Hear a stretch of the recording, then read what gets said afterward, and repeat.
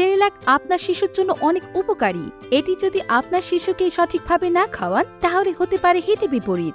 এতে রয়েছে প্রচুর প্রোটিন ও ক্যালসিয়াম। সেরেলাক আপনার বাচ্চাকে যেভাবে খাওয়ানো উচিত, নির্দিষ্ট পরিমাণ সেরেলাক একটি পরিষ্কার পাত্রে নিন। এরপর এতে হালকা গরম পানি বা দুধ মিশিয়ে ভালোভাবে মিশ্রণ তৈরি করুন, যাতে কোনো দানা না থাকে। মিশ্রণটি ঠান্ডা হলে ছোট চামচে করে ধীরে ধীরে বাচ্চাকে খাওয়ান। সবসময় তাজা করে তৈরি করুন।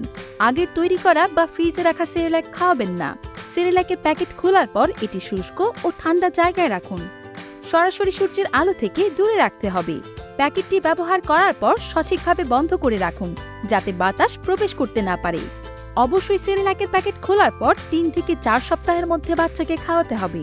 এটি তৈরি করা হয় বিভিন্ন প্রোটিনযুক্ত উপাদান দিয়ে, যেমন কাঠবাদাম, কাজু বাদাম, পেস্তা বাদাম, খেজুর খুরমা, কিশমিশ, আখরোট, এলাচ, সাগুদানা, গম, ভুট্টা, বাসমতি চাল, পোলার চাল, মসুর ডাল, মুগ ডাল, মটর ডাল, বুটের ডাল, মাসকলাইর ডাল।